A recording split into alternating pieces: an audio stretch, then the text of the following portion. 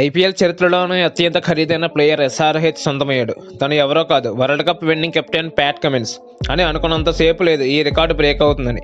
Kolkata night riders ఈ రికార్డుకి breaks వేసి IPL హిస్టరీలోనే ఊహించినంత రీతిలో ఏకంగా 24,75,00,000తో ఆస్ట్రేలియన్ ఫాస్ట్ బౌలర్ మిచెల్ స్టార్క్ని సొంతం చేసుకుంది. అసలు ఏమన్నా యాక్షనా? మొదట ముంబై, ఢిల్లీ పోటీ పడి మరీ స్టార్క్ని కొనుక్కుందామని చూశారు.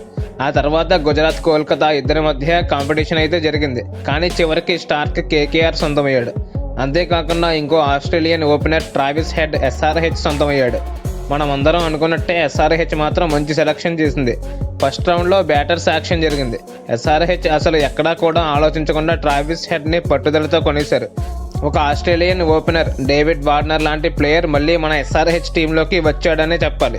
ఆశ్చర్యం కలిగించే విషయం ఏంటంటే యాక్షన్లో సిఎస్కే, ఎస్ఆర్హెచ్ తప్పిస్తే మిగతా ఏ టీం కూడా ట్రావిస్ హెడ్ మీద ఇంట్రెస్ట్ చూపించలేదు. 10 నుండి 15 కోట్ల దాకా వెళ్తారేమో అనుకున్నాం. కానీ తక్కువ ప్రైస్కే ఎస్ఆర్హెచ్కి దొరకడం అదృష్టమని భావించాలి. ఎందుకంటే తను బ్యాటర్ మాత్రమే కాదు, ఒక జెన్యూన్ ఆల్రౌండర్. బౌలింగ్ చేయగలడు, అద్భుతమైన ఫీల్డింగ్ కూడా చేయగలడు. ఈ బైతో ఎస్ఆర్హెచ్ ఓపెనింగ్ పొజిషన్ స్ట్రాంగ్గా మారింది. అండ్ అంతేకాకుండా శ్రీలంకన్ ఆల్రౌండర్ అయిన వనిందు హసరంగా కేవలం 1,50,00,000కే ఎస్ఆర్హెచ్ సొంతమయ్యాడు. అసలు ఎస్ఆర్హెచ్ టీంకి మంచి ప్లేయర్స్ని ఇచ్చేశాకే మిగతా వాళ్ళని తీసుకుందాం అనుకున్నారో ఏమో మిగతా టీమ్స్ మేనేజ్మెంట్. ఇంకో పక్క నువ్వనైనా అన్నట్టు సాగిన యాక్షన్లో ప్యాట్ కమిన్స్ కోసం ఎంతలా పోరాడారంటే ఎస్ఆర్హెచ్ ఇంకా ఆర్సీబీ వేరే లెవెల్ అంతే. ఐపీఎల్ చరిత్రలోనే అత్యధిక ఖరీదైన player Pat Cummins Mitchell Starc తర్వాత సెకండ్ ప్లేస్లో ఉన్నాడు. 20,50,00,000కి ఎస్ఆర్హెచ్ సొంతమయ్యాడు. వరల్డ్ కప్ విన్నింగ్ స్టార్స్ ఇద్దరు ఎస్ఆర్హెచ్ టీంలోనే ఉండడం మనకు కలిసొచ్చే అంశం.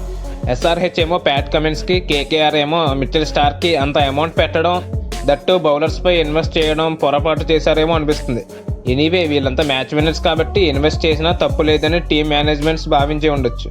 అందుకే కొనడానికి అంతటి ప్రైస్ దాకా వెళ్ళారు. అండ్ ఎస్ఆర్హెచ్ కొన్న ఇంకో player Jaydev Unadkat 1.6 crores SRH సొంతమయ్యాడు. లెఫ్ట్ ఆర్మ్ ఫాస్ట్ బౌలర్ని తీసుకుని మంచి పని చేసింది. మరో లెఫ్ట్ ఆర్మ్ ఫాస్ట్ బౌలర్ అయిన ఆకాష్ సింగ్ని కూడా 20 లక్షలకే బై చేసింది SRH. And SRH last by వచ్చేసి జాతవేద సుబ్రహ్మణ్యన్. తిన ఒక right arm spinner. So SRH అయితే తెలివిగానే ప్లేయర్స్ని తీసుకుంది. అంటే స్ట్రాంగెస్ట్ ప్లేయింగ్ 11 ఎవరన్నదే కాస్త ఇబ్బందిగా మారే అవకాశం ఉంది.